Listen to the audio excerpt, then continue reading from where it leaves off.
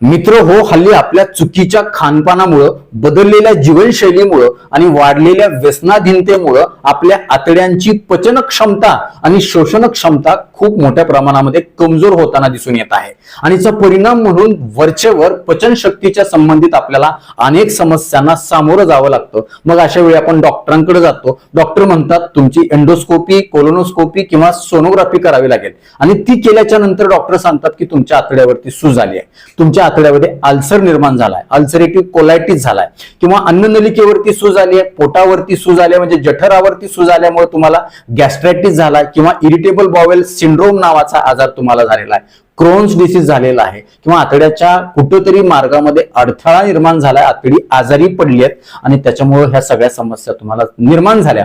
मग डॉक्टर काही औषध उपचार देतात, अजून काय करतात, परंतु काही केल्या हा त्रास तुमचा कायमस्वरूपी दुरुस्त होतच नाही. त्याचं महत्वाचं कारण म्हणजे तुम्ही तुमच्या आजाराला व्यवस्थित समजूनच घेत नाहीत किंवा बऱ्याच लोकांना या इतक्या महागड्या तपासण्या करणं शक्य नसतं, पैसे खूप जास्त लागतात. आणि म्हणून आजच्या व्हिडिओमध्ये मी तुम्हाला आतड्यावरती सूज नेमकी कशामुळे येते, त्याच्या मागची मुख्य कारण कुठली कुठली आहेत, आतड्यावर सूज आली ही कुठलीही तपासणी न करता कसं ओळखायचं, त्याची चिन्ह लक्षणं कुठली असतात आणि सगळ्यात महत्वाचं आतड्यावरती सूज आली असेल किंवा याच्यापैकी कुठलीही समस्या तुमच्यामध्ये निर्माण झाली असेल तर त्याच्यासाठी सहज सोपे करता येतील अशी घरगुती उपाय कुठले आहेत, यासोबतच या आजाराच्या मध्ये काय खायचं, काय नाही खायचं, काय करायचं, काय नाही करायचं याच्याबद्दल सविस्तर शास्त्रोक्त माहिती सांगणार आहे. बऱ्याचदा काय होतं की आपल्याला झालेल्या आजाराबद्दल आपल्याला शास्त्रोक्त माहितीच नसते आणि त्याच्यामुळे आपला आजार दुरुस्त होत नाही. मित्र हो, एखाद्या आजाराची शास्त्रोक्त माहिती डॉक्टरांना माहित असणं हे जसं महत्वाचं असतं, अगदी तसंच रुग्णाला म्हणजे पेशंटला देखील माहित असणं गरजेचं असतं. तेव्हाच त्या रुग्णाला, त्या व्यक्तीला त्याचं गांभीर्य लक्षात येतं आणि तेव्हाच तो आजार दुरुस्त होतो, कारण त्यावेळेसच त्याचं योग्य निदान होतं आणि योग्य निदान होणं हे कुठल्याही आजाराच्या दुरुस्तीसाठी अत्यंत महत्वाचं असतं. त्यामुळे विनंती असेल की हा व्हिडिओ पुढे न पळवता शेवटपर्यंत लक्ष देऊन ऐका, त्याच्या मागचं शास्त्र समजून घ्या. अजून एक विनंती असेल, जर चॅनलवरती नवीन असाल किंवा आजपर्यंत आपलं चॅनल तुम्ही सबस्क्राईबच केलं नसेल तर आता लगेच बाजूचं बेल आयकॉनचं बटन दाबून चॅनल सबस्क्राईब करा, जेणेकरून आरोग्यविषयक अत्यंत महत्वपूर्ण अभ्यासपूर्ण आणि शास्त्रीय व्हिडिओ तुम्हाला सहज पाहता येतील, तेही अगदी मोफत, कारण सबस्क्राईब करायला पैसे लागत नाही. चला तर मी तुमचा जास्त वेळ घेणार नाही. मित्र हो, सगळ्यात सुरुवातीला आपण समजून घेतलं पाहिजे की आपण खाल्लेलं अन्न कशा पद्धतीनं पचवलं जातं, कुठल्या कुठल्या भागातून कशा पद्धतीनं ते जातं. जेव्हा आपण अन्न बारीक चावून खातो तेव्हा ते तोंडामध्ये असणाऱ्या लाळेमध्ये चांगलं मिसळलं जातं आणि त्याचा घास तयार होतो आणि हा घास नरड्यातून खाली उतरतो, तो म्हणजे आपल्या अन्ननलिकेमध्ये. अन्ननलिका झाली की पुढे असतं ते जठर. जठरला आपण अन्न साठवून ठेवण्याचं गोडाऊन असं म्हणतो. हे फक्त अन्न साठवून ठेवण्याचं काम करत नाही, तर जठरामध्ये खूप चांगले पाचक रस, गॅस्ट्रिक ऍसिड, गॅस्ट्रिक ज्युसेस त्रावले जातात आणि त्याच्या माध्यमातून अन्न पचनालायक होतं. तेव्हा ते पुढे जातं ते लहान आतड्यामध्ये. लहान आतड्याचे 3 भाग असतात आणि तिथं लहान आतड्यामध्ये या अन्नामध्ये असणारी सगळी पोषक तत्व, मग प्रोटीन असेल, फॅट असेल, कार्बोहायड्रेट असतील किंवा वेगवेगळी जीवनसत्व असतील, खनिज असतील, ट्रेस एलिमेंट असतील, हे शोषून घेतली जातात रक्तामध्ये आणि हव्या त्या भागापर्यंत ती पोहोचवली जातात आणि त्याच्यानंतर मग हे अन्न पचवलेलं ते पुढे जातं, ते म्हणजे आपल्या मोठ्या आतड्यामध्ये. आणि मोठ्या आतड्यामध्ये अन्नामध्ये असणारं जे पाणी आहे ते परत रक्तामध्ये शोषून घेतलं जातं आणि आता त्या अन्नाचा फक्त टाकाऊ घटक तिथे शिल्लक राहतो, ज्याला आपण मल किंवा विष्ठा असं म्हणतो. आणि मग हे सगळा जो चौथा आहे, जे टाकाऊ पदार्थ आहेत ते विष्ठेच्या किंवा मलाच्या स्वरूपामध्ये गुदाशयामध्ये म्हणजे रेक्टम मध्ये साठवून ठेवले जातात आणि त्याच्यानंतर ते भरल्यानंतर आपल्याला शौचाचा आवेग येतो आणि ते आपल्या गुदद्वाराच्या माध्यमातून बाहेर टाकलं जातं. अशा प्रकारची ही पचन संस्थेची रचना आहे. परंतु जेव्हा आतड्यावरती सूज येते किंवा कोलायटिस होतो किंवा अल्सर होतो, इन्फ्लामेशन, दाह होतो, तेव्हा त्याची काही लक्षणं महत्वाची असतात. बघा, तुम्ही आपल्या बोटाला जर लागलं तर काय होतं, बोट सुजतं, लाल होतं, हात लावला तर गरम होतं, ते व्यवस्थित काम करत नाही, हालत नाही. अगदी तसंच आतड्यावरती सूज आल्यानंतर सुद्धा लक्षणं दिसून येतात. फरक फक्त एवढाच आहे की आपल्याला आतड्याची सूज डोळ्याने दिसत नाही, परंतु त्याची चिन्ह आणि लक्षणं नेमकी कुठली आहे हे जर आपल्याला कळालं तर आपल्याला लक्षात येईल की आपल्या आतड्यावर कुठेतरी गडबड झालेली आहे, सूज आलेली आहे. मग कुठली लक्षणं असतात सूज आल्यानंतर आतड्यामध्ये? त्यामध्ये सगळ्यात पहिलं महत्वाचं लक्षण ते म्हणजे सतत पोटदुखी होणे किंवा कळ मारून पोट दुखतं आणि मग शौचासला जावं लागतं. लगेचच पोट भरतं, थोडं खाल्लं की लगेचच पोट भरतं आणि बऱ्याचदा आपल्याला काय होतं की पोट गच्च असल्यासारखं, फुगल्यासारखंच वाटतं, खायची काही सुद्धा इच्छा होत नाही. का? कारण आतडी आजारी आहेत, त्याच्यामुळे खाल्लेल्या अन्नाचं पचनच होत नाही, ते तसंच तिथं राहतं, सडतं, कुजतं आणि मग तिथं अजून जास्तीचा त्रास व्हायला लागतो, गॅस व्हायला लागतो, त्याला एक विशिष्ट प्रकारची घाणेरडी दुर्गंधी यायला लागते, ढेकरा यायला लागतात किंवा खालून घाणेरडे पाद यायला लागतात किंवा तुमचा पोटाचा कोटा व्यवस्थित रोजच्या रोज साफ होत नाही किंवा कधी कधी दिवसातून 3-4 वेळा पातळ शौचास होणं किंवा शौचासमध्ये आव पडणं, शेम पडणं, रक्त मिश्रित शौचास होणं किंवा काळ्या रंगाची शौचास सुद्धा बऱ्याचदा होते. जेव्हा आतड्याच्या वरच्या भागामध्ये कुठेतरी रक्तस्राव झालेला असतो तेव्हा ते रक्त पचून येतं आणि शौचाचा रंग आपल्या काळा दिसून येतो आणि वरचेवर तुमचं वजन कमी व्हायला लागतं, कारण तुम्ही खाल्लेलं तुमच्या अंगीच लागत नाही आणि त्याच्यामुळं तुमचं मन देखील अस्वस्थ होऊन जातं, कुठल्याही गोष्टीमध्ये तुमचं लक्ष लागत नाही. कारण असं म्हटलं जातं की जर तुमचं पोट व्यवस्थित असेल तर तुमचं मन देखील व्यवस्थित असतं. कारण आपल्या आतड्यांना आपण सेकंड ब्रेन म्हणजे गट ब्रेन असं म्हणतो, कारण इथं आतड्याचं आरोग्य चांगलं जेव्हा असतं तेव्हा आपल्या शरीरामध्ये सेरोटोनिन नावाचे हार्मोन चांगले स्त्रावले जातात, जे आपल्याला आनंदी ठेवण्यासाठी मदत करतात. त्यामुळं हे सेरोटोनिन जर स्त्रावायचं असेल तर आपल्या आतड्यांचं आरोग्य चांगलं राहणं अत्यंत गरजेचं आहे. यासोबतच बऱ्याच वेळेला आतडी आजारी जेव्हा असतात तेव्हा आपल्या जिभेवरती एक पांढरट, पिवळसर किंवा हिरवट कसला तरी वेगळ्याच कलरचा थर निर्माण व्हायला लागतो. जीभ कधीही स्वच्छ दिसत नाही, तोंडाचा देखील घाणेरडा वास यायला लागतो. शिवाय जेव्हा आपली आतडी अशा पद्धतीने आजारी असतात तेव्हा आपल्याला थकवा, अशक्तपणा जाणवायला लागतो, कमजोरी जाणवायला लागते, कारण पोषणच होत नाही आपल्या शरीराचं व्यवस्थित. मग सतत वारंवार तोंड यायला लागतं, जीवनसत्वाची कमतरता, व्हिटॅमिन B12 किंवा व्हिटॅमिन D, कॅल्शियमची कमतरता झाल्यामुळे हाडं सांध्याचं आरोग्य धोक्यात यायला लागतं, हातापायामध्ये मुंग्या यायला लागतात किंवा कमजोरी निर्माण व्हायला लागते, बधिरता व्हायला लागते, न्यूरोपॅथी व्हायला लागते आणि आपण मग ह्याच्यासाठी वेगवेगळ्या औषध गोळ्या खात बसतो. पण औषध गोळ्या जरी पोटातून खाल्ल्या आपण तरी त्या लागू होतील का? नाही, कारण आतड्याची शोषण क्षमता आणि पचन क्षमताच कमी झाली. मग अशा वेळेला आपण काही जरी केलं तर ते पालत्या घड्यावर पाणीच होऊन बसतं. त्यामुळे याच्यासाठी आपल्याला काय करायचं हे शेवटी मी तुम्हाला सांगणारच आहे. आता बघणार आहोत आपण नेमकी आतड्याला सूज येण्याची कारणं काय आहेत. त्यामध्ये जोपर्यंत आपण कारणं समजून घेणार नाहीत आणि ती प्रामाणिकपणे दूर करण्यासाठी प्रयत्न करणार नाहीत तोपर्यंत तुमच्या ह्या आजाराला कायमस्वरूपी आराम मिळणार नाही. ही काळ्या दगडावरची पांढरी रेषा आहे. तर मित्र हो, ह्या आतड्यावर सूज येण्याची किंवा आतडी आजारी पडण्याची 7 मुख्य कारण आहेत. सगळ्यात पहिलं आणि महत्वाचं कारण ते म्हणजे अवेळी जेवण करणं. म्हणजे काय तर कधीही कुठल्याही वेळेला जर तुम्ही खात असाल, संध्याकाळची, सकाळची, दुपारची वेळ तुमची फिक्स नसेल किंवा बहुतांश वेळेला रात्री उशिरा जेवण करून लगेचच झोपणं हे देखील याचं महत्वाचं कारण मानलं जातं. जर तुम्ही वेळच्या वेळी जेवण केलं तर आतड्यामध्ये वेळच्या वेळी पाचक रस स्त्रावले जातात आणि ते पचवलं जातं. परंतु अवेळी जेवल्यामुळे तुमच्या आतड्याचं जे नैसर्गिक चक्र आहे, नैसर्गिक स्त्राव जे आहेत आतड्यामध्ये पाचक रस जे आहेत ते स्त्रावले जात नाही वेळच्या वेळी आणि तुम्हाला अपचनाच्या समस्या निर्माण होतात आणि एक दिवस तुमची आतडी आजारी पडतात किंवा त्यांच्यावरती सूज यायला लागते. दुसरं महत्वाचं कारण आहे ते म्हणजे चुकीचा आहार.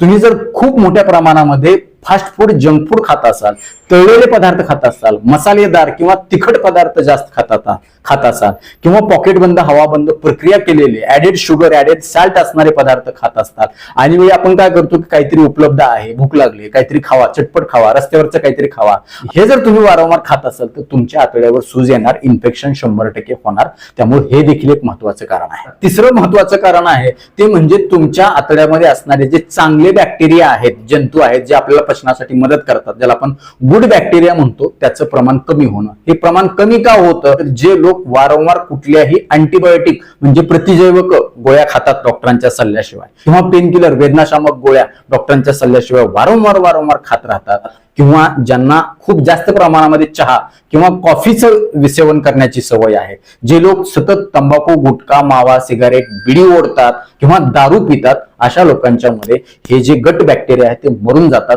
आणि तिथं आजार निर्माण करणारे बॅक्टेरिया निर्माण होऊन आपल्या आतड्यावरती सूज येते. म्हणजे चौथं महत्वाचं कारण आहे ते म्हणजे खूप कमी प्रमाणामध्ये पाणी पिणं किंवा खूप जास्त प्रमाणामध्ये पाणी पिणं. म्हणजे काय तर आपल्या शरीराला नेमकं पाणी किती लागतं हे कसं ओळखायचं तर तुमच्या लघवीचा रंग जरा जरी पिवळा वाटला तर समजून जायचं की तुम्हाला पाणी कमी पडायला लागले. तिथं तुम्ही पाणी वाढवा. तुमच्या वजनानुसार, तुमच्या तिथल्या तापमानानुसार, तुमच्या कामाच्या स्वरूपानुसार पाण्याचं प्रमाण ठरवायचं आहे आणि हा पाण्याचा समतोल जर तुमच्या आतड्यामध्ये चांगला राहायला गेला तर तुमच्या आतड्यावर सूज येणार नाही, आली असेल तर ती कमी होण्यासाठी मदत होईल. पाचवं महत्वाचं कारण म्हणजे दिवसभर एकाच ठिकाणी बसून काम करणं, बैठे जीवनशैली असणं. तुम्ही बघा, आतड्यांची सुद्धा आपल्या हातापायासारखी हालचाल होत असते आणि ही हालचाल झाल्यावरच आपण खाल्लेलं अन्न पुढे पुढे सरकत असतं.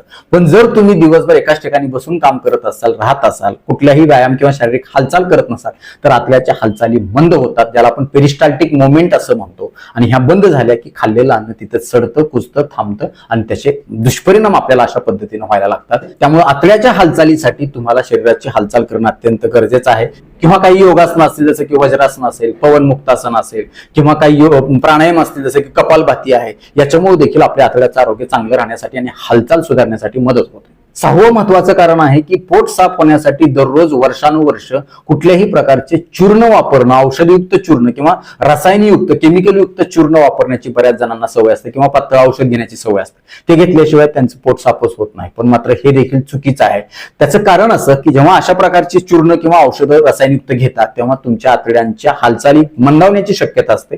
नैसर्गिक जो स्वभाव आहे त्यांचा हलण्याचा तो कुठेतरी बिघडून जातो. आतड्यामध्ये कोरडेपणा येण्याची शक्यता जास्त असते किंवा आतड्याला या औषधांची सवय लागण्याची शक्यता असते. त्यामुळे हे देखील एक महत्वाचं कारण आहे आतड्यावर सूज येण्याचं किंवा आतड्याचं आरोग्य धोक्यात येण्याचं. आणि सातवं महत्वाचं कारण आहे ते म्हणजे सततचा मानसिक ताणतणाव. जे लोक सतत स्ट्रेसमध्ये असतात, काळजीमध्ये, चिंतेमध्ये, कुठल्या तरी भीतीमध्ये असतात, कुठल्या तरी विचारामध्ये असतात, त्यांच्या आतड्यांचं आरोग्य 100% धोक्यात येतं आणि त्यांना अशा प्रकारच्या आजारांना सामोरं जावं लागतं. त्यामुळे तुमच्यामध्ये जर ही कुठली कारणं असतील तर ती तपासून पहा आणि ती प्रामाणिकपणे दूर करण्याचा प्रयत्न करा. तुमचा आजार 100% दुरुस्त होण्यासाठी मदत होईल. आता पाहूया सगळ्यात शेवटचा महत्वाचा मुद्दा, तो म्हणजे आतड्यावरती सूज आली आणि अशा प्रकारच्या समस्या निर्माण झाल्या तर आपल्याला काय उपाय करता येतील ज्याच्यामुळे आपल्याला याच्यामधून चांगला नैसर्गिक आराम मिळण्यासाठी मदत होईल. सगळ्यात पहिली आणि महत्वाची गोष्ट आहे ती म्हणजे दिवसभर तुम्ही जेव्हा कधी वेळ मिळेल, जेव्हा कधी पिता येईल तेव्हा कोमट पाणी आवर्जून प्या. त्याचं कारण असं की जेव्हा तुम्ही कोमट पाणी पिता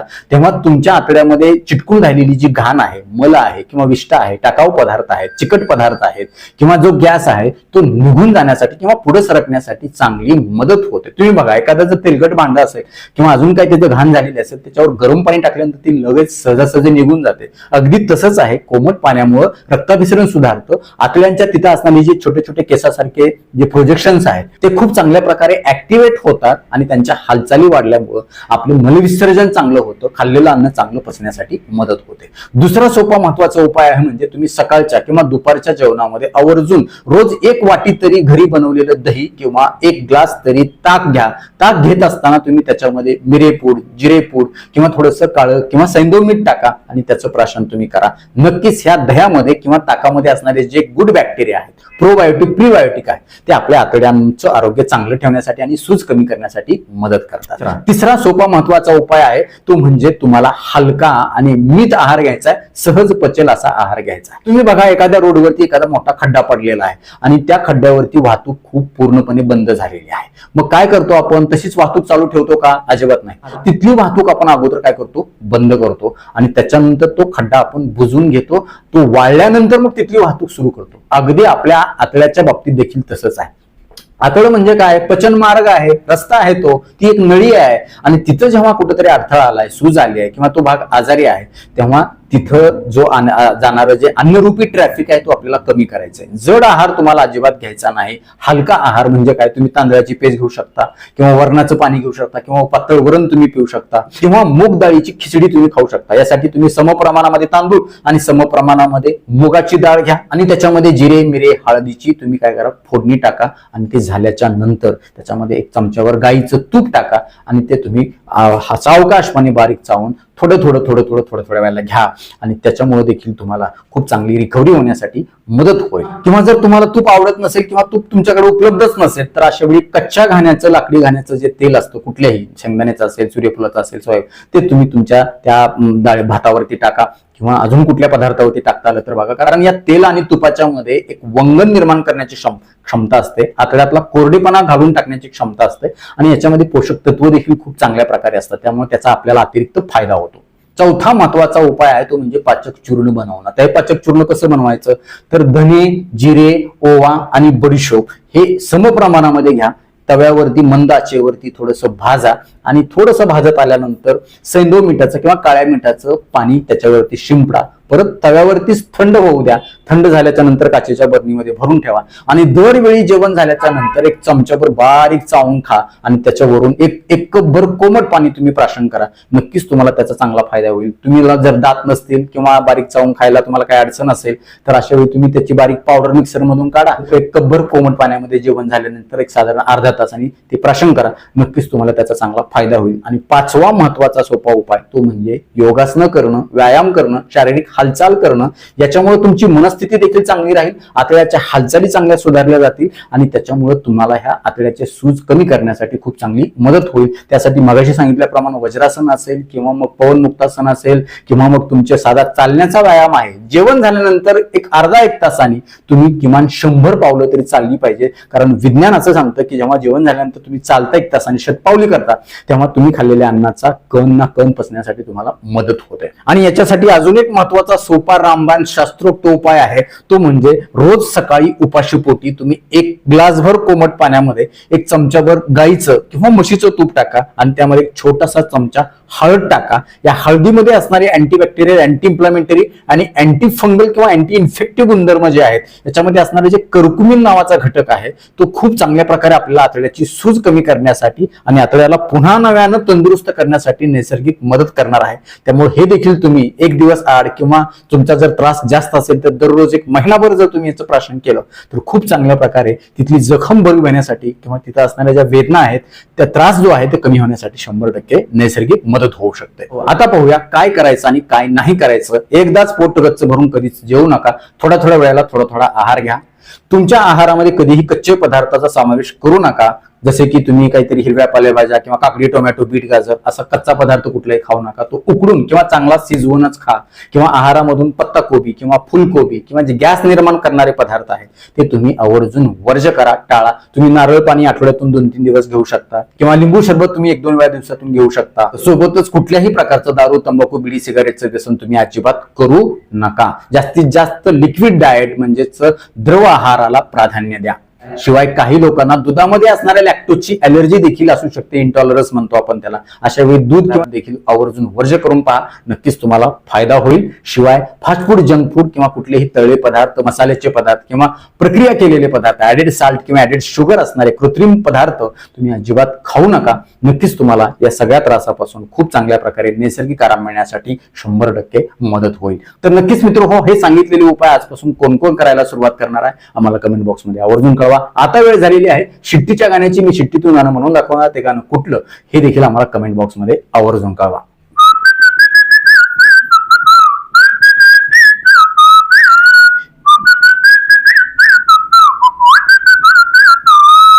तर नक्कीच मित्र हा व्हिडिओ तुम्हाला उपयुक्त वाटलाच असेल याची मला खात्री आहे. व्हिडिओतली एक जरी गोष्ट तुमच्यासाठी महत्वाची, कामाची वाटली असेल तर कृपया लाईकचं बटन न दाबता पुढे जाऊ नका. कारण जेव्हा तुम्ही आवर्जून लाईक करता तेव्हा आम्ही आवर्जून वेळ काढून व्हिडिओ बनवल्याचं आम्हाला समाधान मिळतं, सार्थक झाल्याचं वाटतं. यासोबतच हा व्हिडिओ आपल्या जास्तीत जास्त मित्र नातेवाईकांना शेअर करा जेणेकरून त्यांना देखील या आजारापासून कायमस्वरूपी दुरुस्त होण्यासाठी मदत होईल. ते तुम्हाला थँक्यू म्हणतील, मला देखील दुवा देतील, छान छान आशीर्वाद देतील.